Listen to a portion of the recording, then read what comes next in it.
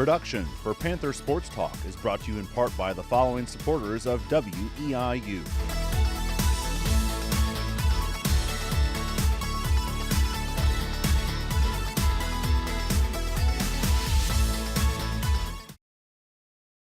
Welcome to another edition of Panther Sports Talk right here in WIU. I'm your host, Rich Moser. We're joined every week by EIU head football coach Kim Dameron. And Coach, we're going to go through, I guess, the highs and lows of your first home game. You guys, I know from a personal perspective, first time you went out there at O'Brien Field, you'd been out there as an assistant coach before, but it had to be a little bit different being the guy leading the team out of the tunnel at home for the first time.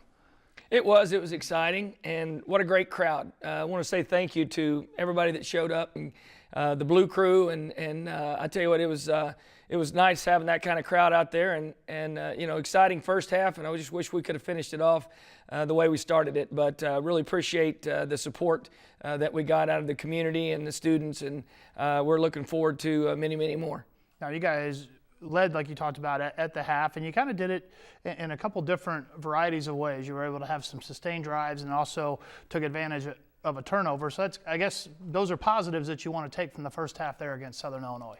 Yes, we did play in the first half offensively close to what we feel like we're going to be able to, and we felt like we left one out on the table. We had a turnover in the red zone going in, so we very easily could have been 28 at half, but we were excited about the way we finished with the 2-minute drill and going down and getting in the end zone, and so we've just got to continue to be more consistent in the things that we're trying to get accomplished offensively and defensively, the kicking game, everything. It's just a deal where we've got to continue to work hard to be more consistent in what we're doing. Now, last week we had touched briefly on the fact that you didn't think that you guys had gotten enough touches for Shepard Little, Taylor Duncan, those types of guys. That seemed to be more of a concerted effort, especially in the first half. They both ended up with I think, a good number of catches and were able to get their hands on the ball. Shepard Little probably a little bit more than Taylor Duncan, the fact that he's a little bit more versatile as a receiver. Well, yeah, that was an emphasis going in, that we wanted to try to get the ball to them because they do good things when they have it, and that's something that going forward we need to do more and more, it's a lot of it has to do with the fact that we want to be a very balanced offense. We don't want to just throw the football, we don't want to just run the football, we want to be able to do both, and right now our run game has not been up to par with what we've done in the passing game, and we need to continue to improve the run game, but also continue to, have the same type of production in the pass game that we need to, and get in those offensive games where we're putting up, really good numbers. And another thing with that is that we just haven't been able to produce the big plays for massive chunks of yardage just yet, but those things will come. Now, 2-quarterback system, once again, this week, it's probably going to be for a majority of the season. You had good things from both of them in the first half. And then I think, much like the Minnesota game, the situation of the game may dictate which quarterback is out there. And when you're behind, it probably looks like Andrew Manley got more playing time, but a lot of times when you're behind, you have to pass, and he is probably more of the passing quarterback between the two. He is, and that's not a secret. That's something that we knew going in. And but they both did some good things. It was funny. You look at the statistics, and I'm not a big stat guy, even though you have to. You look at them, and if you put our quarterbacks' statistics together, you'd be saying, "Wow, what a player!" But it just so happens we split it up into two guys right now, and but they both have really impressed me with their work ethic, their camaraderie with each other, their competition with each other, and in their own way, we're challenging them to, be a little bit more of a leader. And that's things that, will all come as the groups offensively and defensively start to mesh together. Now, in the second half, you guys led 21-14. Southern Illinois comes out, has a sustained drive to tie the game. The offense goes out and kind of sputters a little bit. Is there, as a head coach, is that where you kind of were chomping at the bit to want to be back as a coordinator, or did you kind of just sit back and kind of watch that unfold as a learning experience for you as well? Well, I talked to the team on Sunday about the fact that our leadership on the bench area, when we're struggling, like you said, they come out and they come up and they tie the game up, and offensively we go out and we have a penalty, or we have something that sets us back. There has to be a group of our older players, guys who have been here and won, and our leaders, our team leaders. They've got to take the bull by the horns. And I just challenged them on Sunday to do that a little more. I didn't feel like, and again, I was busy kind of trying to see both sides and all that, and I've got to do a better job. It's like I told the team Sunday, it all starts with me. It's not about, hey, it's your fault or it's my fault. It starts with me. It starts with our coaches. It starts with them. Everybody's got to look at themselves and say, what can I do better? And so if we do that and we stay together like I know we will, success will be coming because it's come in spurts. It's just not been consistent enough to sustain to win, against Minnesota or Southern Illinois. Now, you have had some young players kind of step up, maybe even surprise you guys a little bit. We talked about one of them on the way over here. Anthony Standiford got his first career start, and he's a guy who you got this year plus next year with him. He's a transfer from Ole Miss, and he's a little bit more athletic and lengthy than I think a lot of people in this league are used to seeing corners, and that's going to probably be a benefit as he kind of gets familiar with the system you guys are in. He definitely is somebody that athletically, and like you said, he's long, he can run, he's got ball skills. He is just learning, especially in this system, playing with these players. That doesn't just happen overnight, especially out there at corner. And so I'm seeing good things out of him and his ability to make plays on the edge.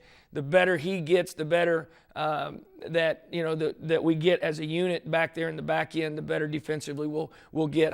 I was, as far as defensively, I was disappointed in the way we tackled. I didn't think we tackled very well. Our target was too high. We were hitting that big, more of a big back up high instead of tackling him low like we did against Minnesota. And you see, we had tackled actually the back from Minnesota better than we tackled this back. And that back for Minnesota, Cobb, he rushed for 220 this week on Middle Tennessee. So it's about us. It's about us, just like everything is, and we've just got to go back to work this week and get better at the things that we need to get better at. Now, one of the areas that you guys really can't control, but I'm going to ask you the question anyway to see how you make adjustments is, so far this year, no punt returns. And I know part of that is based on the fact that Shepard Little has a little bit of a reputation, took 2 back last year. Are there things you guys can do, even though you're not the one kicking the ball, to maybe have an opportunity to set up returns because those are a lot of times how momentum gets going, big plays on special teams. Absolutely, yeah. The other part of that is our punt team has given up now a big return and a block in 2 games, and that's something that we're also working hard to make sure we're starting to shore up. When you got new guys in some new spots and doing some things, they make some mistakes, and if they make them in games, big things happen. The thing with Shep and Adam Drake, the 2 punters that we've played against have both basically shot the ball straight up in the air. And so we've either had to make fair catches or they've been in situations where we're punting it down to like the 10-yard line or something like that. So we haven't had anybody that has really given us much of a ball, to be honest with you, in two games to where we've been able to really set that return up and get him going. And that's a challenge that we've got to continue to work on every week. We've got to do a better job of the hold-up unit to keep them from getting down there. But, and that's something that we're challenging our punter to do, is put the ball up in the air a little bit more. Maybe not worry about the distance, but let's put it up in the air and call some fair catches. Now we turn our attention to this week's game, the big rivalry game on the schedule for Eastern Illinois. It's the 103rd time that Eastern will play Illinois State. As assistant coach, you got to be part of it one time. Mm-hmm. Since then, we've now added a traveling trophy, and from my experience watching it, the rivalries always seem to be a little bit more intense when there's actually something tangible to play for. Having been a coach, you probably had that same experience. We did that when I was at Ole Miss. We started the Magnolia deal with LSU. And, of course, playing also at Ole Miss, for the Golden Egg in the Egg Bowl against Mississippi State. So, yeah, when there's a tangible object, it's amazing.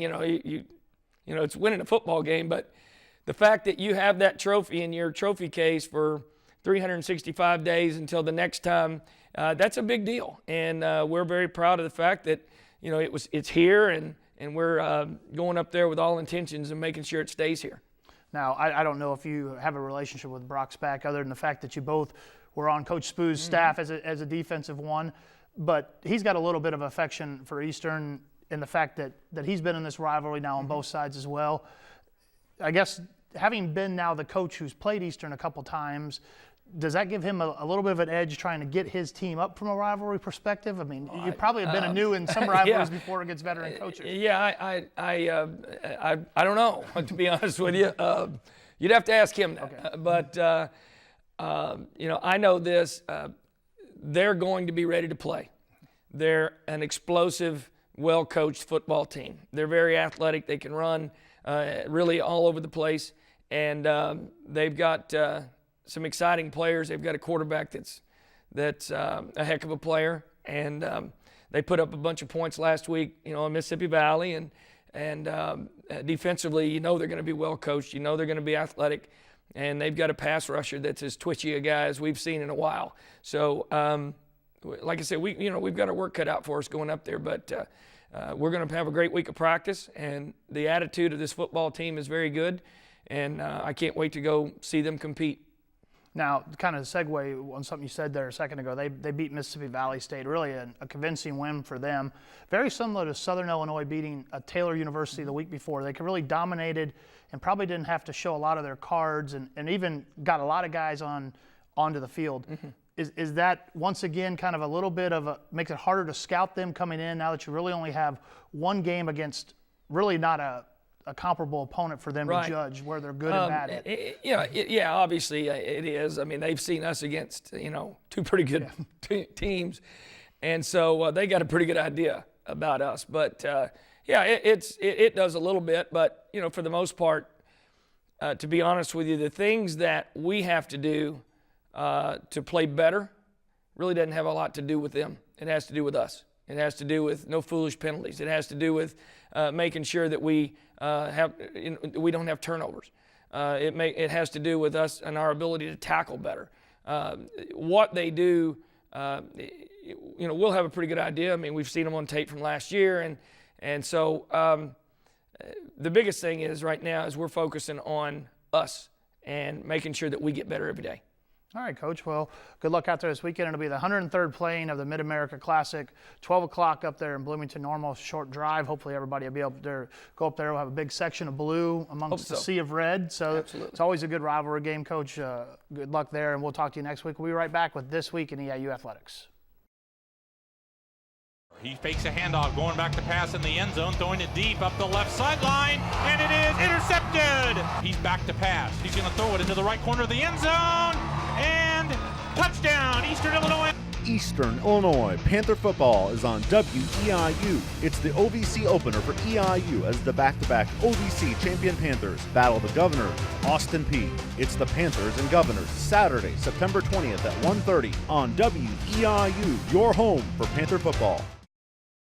Panther fans, here's what's going on in Panther athletics. Panther football dropped to 0-2 on the young season, dropping their home opener to longtime rival Southern Illinois 38-21. Volleyball completed their second early season tournament. EIU went 2-1 at the Western Illinois tourney with wins over the host Leathernecks and UTEP. EIU is now 4-2 on the season. Men's soccer now 2-2 on the year. EIU followed up a 2-1 loss at Central Arkansas with a 5-1 victory over Culver Stockton at Lakeside Field. It was the Panthers' first 5-goal game in 6 years. Women's soccer continues their season-opening skid, dropping 2 more matches at Lakeside Field to Missouri, Kansas City, and IUPUI. EIU is now 0-6 on the season. Cross Country got their 2014 season underway, hosting the Walt Crawford Open. The women's team finished first overall, and their top finisher was Maria Baldwin in second place. The men's team finished second overall, with their top finisher being Paxton Menard in 8th place. Men's golf completed competition on Tuesday at the SIU Edwardsville Invite. For results on how the Panthers fared, check out EIUPanthers.com. Now, here's what to watch for this week. On Friday, men's tennis hosts the EIU Invite at Darling Courts for the first of 3 days of competition. Women's tennis begins a 3-day run at the SIU Edwardsville tourney. And women's golf is in Macomb for the first of 3 days of competition at the Western Illinois Invite. Volleyball with their third early season tourney as they take on Iowa at the South Dakota State tourney at 10 a.m. And cross country is in Peoria for the Bradley Intercollegiate at 5:30 p.m. On Saturday, men's tennis with day 2 of the EIU Invite at Darling Courts. Women's tennis continues play at the SIUE tourney for day 2 of action. Women's golf with day 2 of competition at the Western Illinois Invite. Panther football is in Normal for the 103rd Mid-America Classic against Illinois State at 12 noon. You can listen to the game on Hitmix 88.9 WEIU, or you can watch it on CSN Chicago. Volleyball with 2 more matches at the South Dakota State tourney. At 12 noon, they will take on the host Jackrabbits, and then at 5 p.m., they'll square off with North Dakota. On Sunday, men's tennis wraps up play at the EIU Invite at Darling Courts. Women's tennis with their last day at the SIUE tourney. And women's golf finishes play at the Western Illinois Invite. Women's soccer seeks win number 1 on the season as they host UW Green Bay at Lakeside Field at 1 p.m. Men's soccer is at the Broncos of Western Michigan at 2:30. And next Tuesday, September 16th, women's rugby is in St. Charles, Missouri for a night match at 7:30 against Lindenwood. Reporting for Panther Sports Talk, I'm Brad Cooper. The new athletic director at Eastern Illinois University, Tom Michael. Tom's been on the job for, I guess, about a month or so. Tom, I assume you're getting to know people and getting to know the program? Yeah, it's we're in week 4, finished week 4, and folks have been extremely welcoming. It's an exciting time, and I'm thrilled to be here. Tom, for basketball fans, a very familiar name and face because he was a great high school player at Carlisle, played at the University of Illinois, and then, Tom, basically you jumped right into athletics as a career after Illinois and pretty much stayed there in a variety of roles, didn't you? Yeah, I was gone for just under 2 years. Went back to the family business and thought I would take over the lumberyard business that my mom and dad had.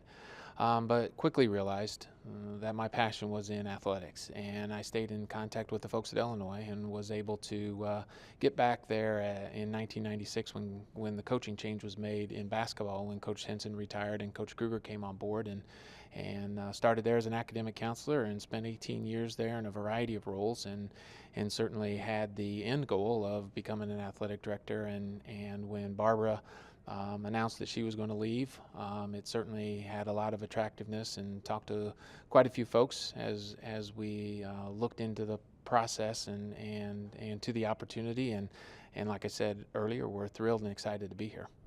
How did the various experiences you've had at Illinois, how did they prepare you to be the Eastern AD? Well, I think as much as anything, it's an opportunity to see how things are done.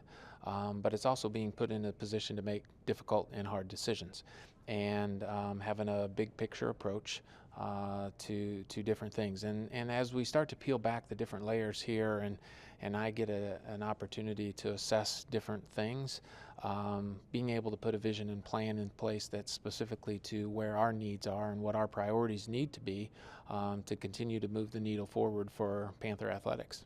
Do you have a vision for where you want to get to at EIU? Well, I think that globally, you certainly want to make sure that we continue to enhance the student-athlete experience first and foremost. It was a great opportunity for me to be able to spend 5 years at Illinois as a student-athlete playing basketball there, and those opportunities continue to open doors for me. And so that experience has been unbelievable, and I want to be able to pass that through to the student athletes as they go through Eastern Illinois University and participate as a Panther. And so the more we can continue to enhance that, that's first and foremost. That's why we're in the business, is for the student athletes. So that is where we kind of going to shape things from. Now, from a budget standpoint, from a resource standpoint, from an expenditure standpoint, how that all comes together to enhance that will dictate where our priorities need to be. Eastern's been a pretty broad-based program in the past with a lot of sports and tried to do pretty well in all of the sports. Do you intend to continue that, or would you like to focus a little more in some areas? Well, I think that if we're going to offer a comprehensive sports program, my vision, philosophy is that we're going to be competitive in all of those programs. And I think that as we continue to look at things and dig deeper and drill down into some of those things, we have to establish at what level are we committed to doing this. And that goes back to the student-athlete experience. If we can't allow them to have a great experience, a world-class experience that's second to none, then we have to think about where we're at and what we're doing and kind of how we're going to get there. And we don't have answers to that right now, and we'll continue to look into that. I know that Barbara had done a lot of that with President Perry, and his administration has done those things, and we'll continue to explore those options to see what's best for EIU athletics. Tom, it's a kind of a time of transition at the NCAA level with the big conferences starting to move toward upgrading scholarship amounts and things like that. Any idea what sort of an effect that may have at Eastern's level down the road? Oh, I don't know if anybody really knows how that's going to play out, and frankly, I don't know if those Big Five conference schools know the impact and how that's going to really impact them either. So I think we've got to wait and see to a certain extent. I think we've got to be careful where that's going, just in terms of amateur athletics and certainly what the collegiate model looks like. It's something that's important and critical to me. With what we're doing, because being a part of that, I know what kind of impact that had, and I think that there's a fine line that everybody's got to be careful of where they get to, and certainly the impact that it has on an institution like EIU and where we're at with that, and what kind of positive change that will have. We've got to be aware of that. You're from a smaller town, downstate Illinois, obviously worked downstate your entire life. I'm assuming that makes you feel like a good fit here? Without a doubt, that was part of the attractiveness. As I've said, I'm not as much as the goal was to be an athletic director. It wasn't at the sacrifice of going to somewhere where I wasn't comfortable or didn't feel like it was a good fit. Certainly, Charleston, Mattoon, Central Illinois, the state of Illinois. This is all what I'm very, very familiar with, and. So far in the first month, the community has been great. The campus has been great. We look forward to engaging more in the campus community, and then certainly with the Charleston, Mattoon, and Central Illinois and the state of Illinois with all those folks that are important to Eastern Illinois. And so hopefully with the understanding of all those things, being an Illinois person my entire life, and certainly in this area, will have some impact as well. All right, we're glad you're here. Thank you very much. Thank you. We're excited about it. Welcome to a beautiful night at O'Brien Field in Charleston for an in-state matchup. The Salukis of Southern Illinois set to take on the Eastern Illinois Panthers. Two teams ranked in the top 25 in the country. Eastern's number 14, Southern's number 25. On second down and 9 from his 4. He fakes a handoff, going back to pass in the end zone, throwing it deep up the left sideline, and it is intercepted. Anthony Standifer, the transfer from Ole Miss, with a leaping interception, and the Panthers have it back at the 41 of SIU. Ball at the right hash. Here's Manley, low snap. He's back to pass. He's going to throw it into the right corner of the end zone, and touchdown, Eastern Illinois, on a dandy catch by Anthony Taylor as he was falling out of bounds. Just a little out pattern there just inside the pylon, and Manley got the ball to Taylor. They motion Duncan through the backfield, rather Drake through the backfield. Whitlow back to pass, loops it out left side, got a man open. 45-50, this is Shepard Little out of bounds in Southern territory. And he's going to run it himself left side, finds room. He's at the 20, 15, 10, to the 5-yard line. Whitlow showing a burst to split defenders. First and goal Eastern at the 4-yard line of Southern. Whitlow goes to the shotgun with Duncan on his left. They'll hand it to Duncan up the middle, and he's over for the touchdown for Eastern Illinois. Good opening, and Taylor Duncan rambled home to make it 14-13. Willis in the slot to the left. Now he goes in motion to the right. They hand it to him. No, they don't, and they sack Ionati. He faked the handoff to Willis, and by that time, Robert Haynes was right in his lap and sacked him for about a 10-yard loss. First and 10, minute 22 for the half. They restart the clock. Back to pass Manley. Has time. Goes the middle. Caught by Drake. 45-50. Splits the defense. 40, 35 to the 33. A great run after the catch by Adam Drake. Third down and 10. Here's Manley looking over the defense. They blitz him again. He's back in trouble. Dodged the rush. Throws over the middle. Drake's got it. And a first down at the 7 as Manley did a great job in a crowded pocket. Manley in the shotgun, ball to the left hash mark. Shepard and Little in the backfield. Here's the snap. Manley's back, looking to the right. Now he's going to run with it. Gets out of the pocket to the left at the 5. He'll go over. Touchdown, Eastern Illinois. Andrew Manley runs it over on a 7-yard scramble to give Eastern Illinois a 20-14 lead. And Shepard Little realized what was happening, and he threw the key block that enabled Manley to get into the end zone for the touchdown. And kudos to head coach Kim Dameron, as he was very aggressive on this last offensive series. A lot of times defensive-oriented coaches are a little hesitant to do that.